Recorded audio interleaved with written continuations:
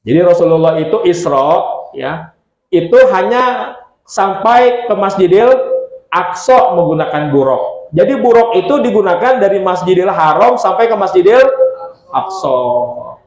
Kemudian buraq ditambatkan di sebuah tempat yang sekarang menjadi tembok ratapan, tempat ibadahnya Yahudi. Itu tempat Nabi menambatkan buraq. Itu di luar kawasan Masjidil Aqsa.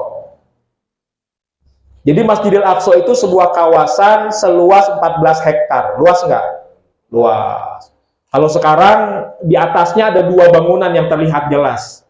Ada bangunan Masjid Qibli yang masjidnya kubahnya hitam. Itulah ketika Nabi mengimami para nabi. Ketika datang setelah menambatkan buraq, lalu sholat bersama para nabi, sholatnya itu di Masjid Qibli. Di belakangnya Masjid Qibli sekarang ada masjid yang kubahnya kuning keemasan. Kalau foto-foto suka sebut Masjidil Aqsa, tapi nama asli masjidnya Qubatus Sokhroh, Masjid Kubah Batu. Karena dulu di bawahnya itu, sampai sekarang pun ada lempengan batu, tempat mi'rajnya Nabi. Jadi Nabi mi'rajnya di atas batu itu, turunlah mi'raj dari langit. Tangga. Jadi mi'raj bukan pakai buraq. Buraq dari Masjidil Haram ke Masjidil Aqsa. Naiknya mi'rajnya bukan pakai buraq. Buraq ditambatkan tadi di tembok ratapan, sekarang tembok ratapan. Buraq nggak bisa masuk ke kawasan Masjidil Aqsa.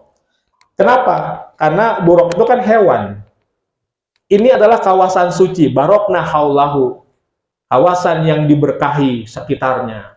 Maka karena Masjidil Aqsa kawasan suci, ya, maka buraq tidak bisa masuk. Jadi ini masjidnya ada masjidnya, ya, Qibli, Qubatus Sokhroh. Ini kawasannya meluas ini, yang mengelilingi dua bangunan tadi. Nanti di bawah tanahnya ada Masjid Al-Marwani, karena yang membangun Khalifah Muawiyah, ya, turunan Muawiyah, Bani Umayyah, namanya Marwan. Maka ada masjid di bawah tanah tuh Masjid Marwani.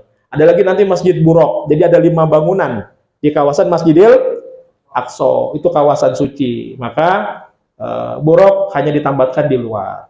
Maka ketika Nabi naik menggunakan tangga dari langit. Ini kan namanya kendaraan, ya. Jadi Nabi ketika terus naik, langit pertama, kedua, sampai terus langit ke-7, sampai Sidratul Muntaha, dari awal Malak Jibril mendampingi.